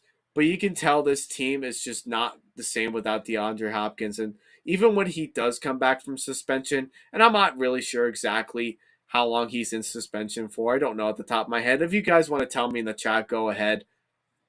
But not a whole lot to really worry about in terms of the offense, especially if D-Hop is not there. Murray is just going to have to really make plays on his own, make magic happen. He's just going to have to rely on Zach Ertz. He will have to rely on the run game with James Conner and Marquise Brown in the passing game and what have you for that. Now, on the Raiders side, yes, they didn't play very good at all. Derek Carr did not have a good game. He threw 3 picks. That offensive line was dreadful. But this week he gets a little bit of a break because this Cardinals pass defense is probably going to end up being the worst pass defense that you're going to see this year. That's how bad this team, minus Budda Baker, this pass defense of the Cardinals is going to be absolutely dreadful this year, in my honest opinion. And I think the Raiders can definitely take a advantage of that despite a weak offensive line. Derek Carr is an elite quarterback, not elite quarterback, but he's a very good quarterback where like he now has Devontae Adams. And I think in this game is where you're going to see him and Adams really connect really well with one another and could be able to really make like big plays together. I think they could also run the ball too with Josh Jacobs more than they did last week. So that's something to really keep in mind of as well. So, this is a good game that could really go either way. But I like the Raiders more than I do like the Cardinals. So I'm going to take the Raiders and Josh McDaniels Derek Carr. They're going to get their first win of the year at home. I would say this is going to be kind of a tough game, not so much of like a blowout game, but they can win, honestly. I think they can win comfortably. I think Josh McDaniels, it might take him a little bit to really get all of his players to really play and gel together as like one offensive team. But after all those years with working under Bill Belichick and Tom Brady and that whole offense with the Patriots for so many years in that dynasty, McDaniels will get it together eventually. I think he can eventually become a very good head coach. I think he can develop Derek Carr a lot more than he was really ever developed before. He can definitely help him be able to make like the big plays. He could definitely be able be a little more aggressive on offense. I think he can, do a little bit on defense too and work on that defense a little bit more, which is a little bit lacking. It's not the greatest defense of the world, but they're also kind of underrated at the same time too. They're kind of up and down a lot, kind of fluky. They could be good in certain times, and other times they could just be absolutely dreadful. So, but I would take the Raiders. I would say they could win this game pretty comfortably, and honestly, I would say they could take take the 5.5 points on this game. So, give me the Raiders. Give me Derek Carr, my man, Derek Carr. All right, next we've got the Houston Texans at the Denver Broncos. This will be Russell Wilson's very first home game with Denver of the season, and it's against the Houston Texans. So the Broncos are favored by 10 points. So on paper, yes, the Broncos can win by 10 points, but are they going to win by 10 points is another question. Does Russell Wilson, is he going to be able to already be acclimated to the offensive playbook? Is he going to be able to utilize his receivers? Are they going to be able to finally run the ball without like Melvin Gordon be able to fumble at the 1 yard line or Javonte Williams fumbling at the 1 yard line? Like, are they going to correct the mistakes, a lot of the mental mistakes like they did last week? Are they going to be able to correct all of that in time for the Texans? They should. They should. They're favored on paper, but what the Texans did do last week, which was, in my opinion, was kind of impressive how they were able to put up 20 points against the Colts. The Texans are a team that has flashes and can be a fun team. I think they can be a fun team this year to watch, but they're not anything to write home about. They're not anything for them to really really go anywhere special this year. Davis Mills is a serviceable quarterback that may give you a couple of wins here and there, but he's not the long-term answer. However, what the Texans do well in is their defense. I think their defense is not great, but what they do well on defense is their pass rush. I think they do have a pretty underrated pass rush that got to Matt Ryan a lot last week that could give Russell Wilson and this Broncos offense in the passing game a lot of struggles. So I could definitely see that happening. And what they also do very well in too, besides Brandon Cooks, outside of Brandon Cooks on offense, but they also have a good running back duo as well, just like the Broncos have good running backs on their team. So they could definitely, those are like some of their strengths that they could do very well with. So, and on the Broncos side, their defense started out very, very, very slow, but eventually picked up the pace and they were able to make like big time stops. But they weren't exactly the kind of defense that they were kind of hyping up for them to be, during the offseason after they got Russell Wilson. So, this game could go really either way. The Broncos could definitely get upset yet again against the Texans if they don't get everything gelled up together in time for this team to be successful. So, I don't know. It's kind of a tough game. I think this game could go really either way. I would avoid betting on this game. I would definitely avoid betting on this game because it's probably going to be a lot closer than people think. It probably could be like one of those games like with the Washington Commanders and Detroit Lions game. It could come down to like to the wire where we have a kicker that kicks the last second field goal to win the game. That definitely can very well be possible. So that's why I'm saying avoid to bet on this game this week, especially if you're going to pick the Broncos to bet on this week. I would avoid the 10 points because I just don't think it's going to happen, especially with the way the Texans tied the Colts last week and how exclusive they were on both sides of the ball to be able to really dominate the Colts in terms of the scoring points. So, with that being said, I think the Broncos, I'm going to pick the Broncos again. We'll see how this goes, but I'm not overly confident that they will win this game by a comfortable amount. So, I'll take the Broncos, but I would not bet on this game. I would not bet on the 10 points for this game. I just don't think it's worth it this week because after seeing the Texans and their flashes on defense, I just don't think there's, you know, I just don't think they can win 10 points. And especially with Russell Wilson and the way he played last week, I don't think he can win big just yet with this team. So I'll take the Broncos just by the skin of their teeth. All right, next game that could have probably been the game of the week, but now that Dak Prescott is out for 6 to 8 weeks, that definitely puts a damper on the Cowboys. So this game, we're just going to evaluate really quick. Cincinnati Bengals are favored by 7.5 against the Dallas Cowboys at home. The Cowboys got a lot of problems, and we saw that when they played the Bucs last week. They have a lot of problems on both sides of the ball, but mostly their offense. They could not get anything started at all, even with Dak Prescott. They have just so many problems. They don't have the receiving core that they've had the last couple of years. Zeke Elliott is just at this point in his career is just not the answer anymore. He's not the go-to guy where like you want him to really, pick up the pace and snap. Every time you snap the ball, he's going to be electrifying on the ground anymore. I think his time's done. Tony Pollard honestly should get more playing time than Zeke, in my honest opinion, on that. So, they're just dead in the water on offense. That I just don't like anything about their offense at all outside of CeeDee Lamb. Just offensive line's terrible. They can't really run the ball. They can't really score. The only thing that's really keeping them in this game is their defensive line in Micah Parsons, Trevon Diggs, who can make some fluky plays and can make some big moments in each game, but there's not a lot to really like about the Cowboys. Now, on the Bengals side of the ball, yes, their offensive line is absolutely dreadful. Joe Burrow played bad last week, but if T. Higgins plays this week, which, by the way, I did see some reports today, according to what I saw from the Yahoo Fantasy Sports, and because I have T. Higgins on my fantasy team, and they said he was limited today to practice. So he was very limited in Wednesday's practice.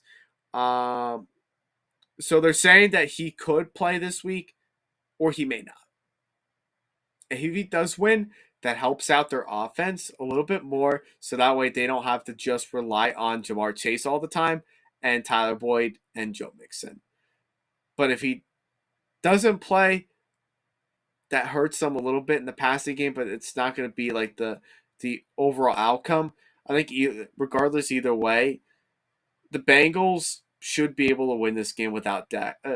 Now that they know that Dak's not going to be playing in this game, and Cooper Rush will be very likely starting for the Cowboys, who was able to beat the Vikings last year on the road, which was pretty impressive. Yes, he did have a big moment last year with winning on prime time, but this is the Bengals we're talking about. There's just so much explosiveness in terms of their offense, and their defense is just very slept on. That is not a great defense, but a defense that can give you problems and should be able to give the Cowboys offensive line some problems too, and get to whoever's starting for a quarterback in this game some problems. So I'm taking the Bengals to win. They should win this game pretty comfortably, just like how the Bucs won pretty comfortably last week. I'll take the Bengals to win this game. And if you are planning on betting on this game, I might not. I don't know. I'm not really big into betting, to be honest, guys. I don't really bet that much or at all, really. I don't really like betting that much. But if it's a certain game that I feel most confident in, especially understanding like the injury reports and the research and the analytics behind each game, then I would. But I think the Bengals should win comfortably, and I think you should definitely consider taking the 7.5 because I think the Bengals can cover that. So that will be that. That will be it with that. All right, so we got 3 more games left. They should be honestly very quick. This next game, I don't understand why this is Sunday Night Football, but it is. I get why it is because it's historic. It's the 2 oldest rivalries in the NFL, so I get why it is.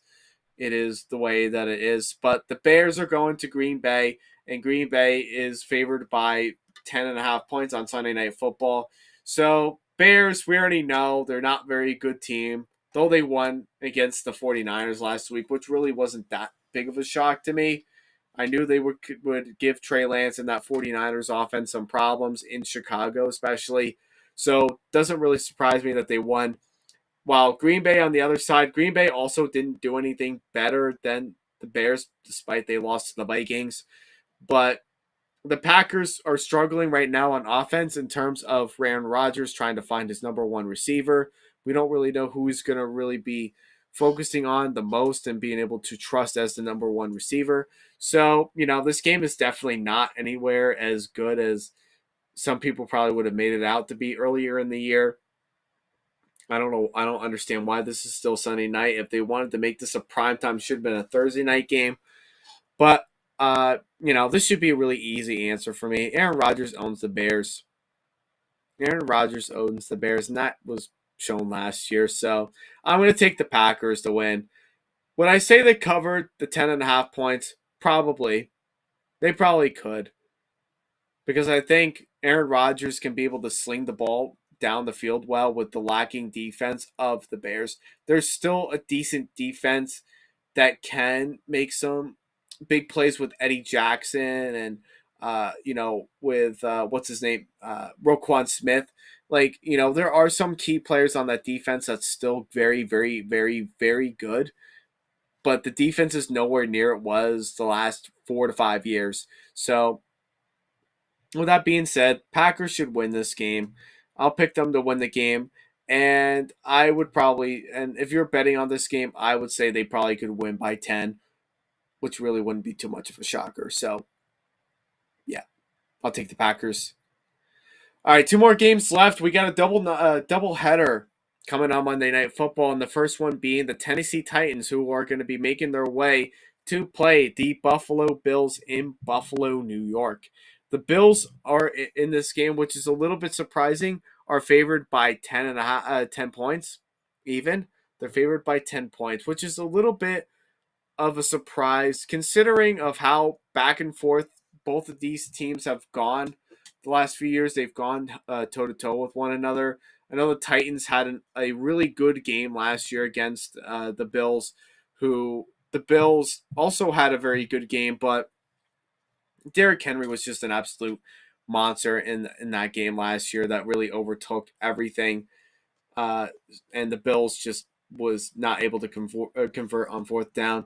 But the Titans are definitely struggling too, as you can see, as what I was able to see from the Giants game on Sunday. They are definitely struggling on offense. Ryan Tannehill is definitely doing what he can to make sure that he utilizes what's his name, Traylon Burks, and the young receiving core and Robert Woods as best as he can. But they're still not like the team that they once were the last couple of years. Now, their defense can also probably step up and make some big plays. They have a good run and pass rush. The only difference is now that they don't have Landry, which hurts them a lot, and I think that kind of showed last week. I just think that with all of that difficulty with that defense, what they had last week with the Titans, it's different. And with the Bills on the other side of the ball, they're just so superior on defense, and that showed last week with the Rams game.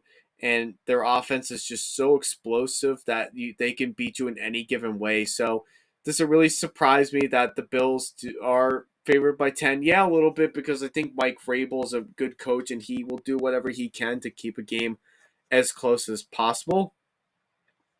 So, with that being said, though, make it quick. I think the Bills do win this game. I don't think they're going to win by 10 points. I think they're going to win by maybe a comfortable amount, but also could be very close too. I think this game could go either way in terms of like being a really close game, like a last second field goal, or maybe like a last second, like last drive stop that helps the Bills win this game finally. I think it's time for Josh Allen to get back on the winning side of being able to beat the Titans, in my opinion. But I also wouldn't be shocked if the Titans do find a way to win this game too. And if they do win this game, it's probably going to be either Derrick Henry that wins this game for them again, or it's going to be their defense that wins for them. So, but regardless, I'm going to take the Bills to win this game.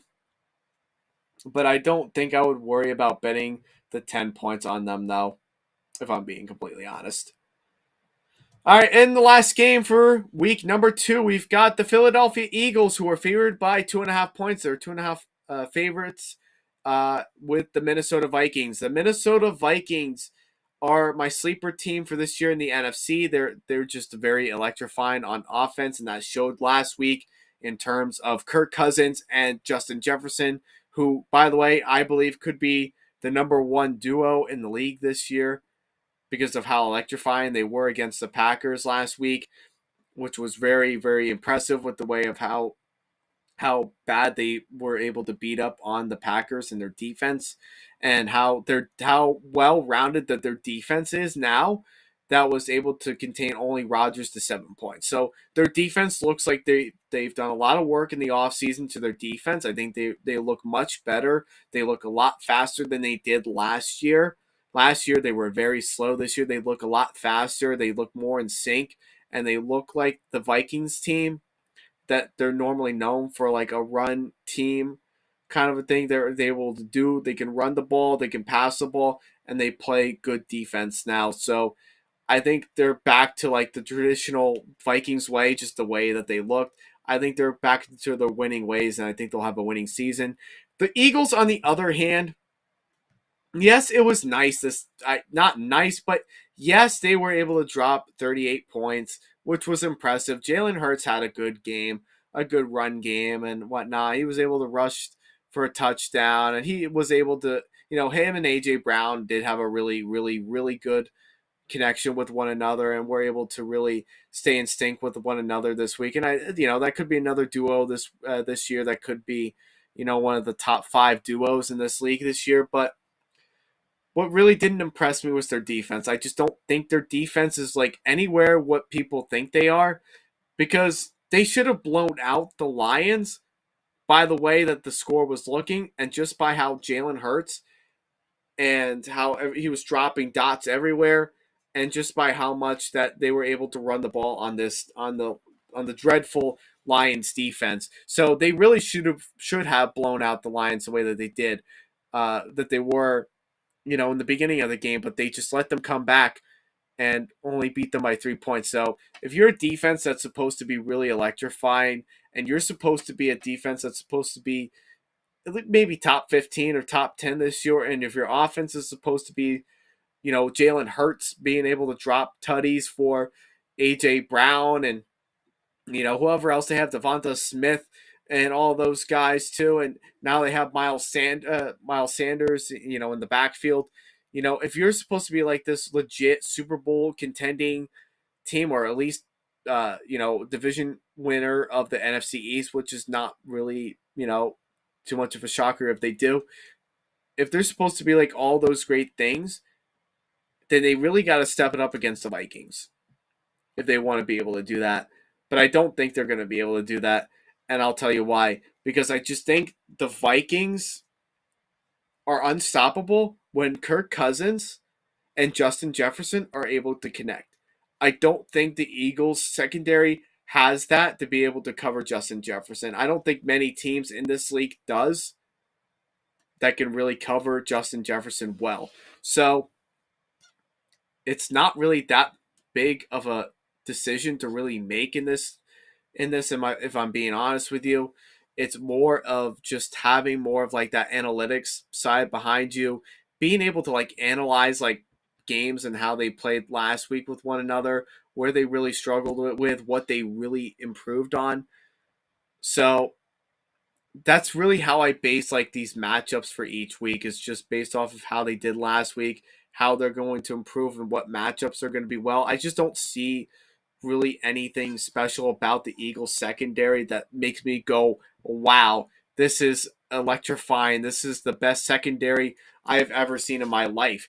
No, I don't see any of that in the Eagles. So, with that all being said, the Vikings, I'm going to take the Vikings to win this game by, don't know, they probably could drop at least 30. They probably could drop 30 on the Eagles defense yet again, or at least close to it.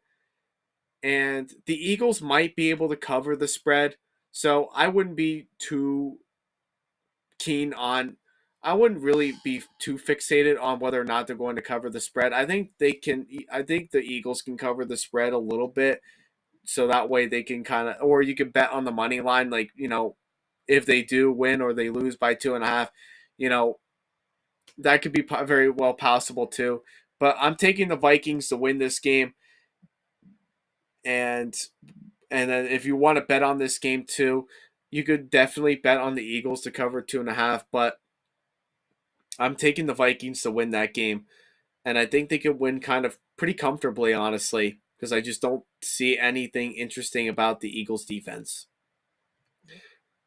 Okay, so with all of that being said, that was all of my 16 game predictions of week number 2.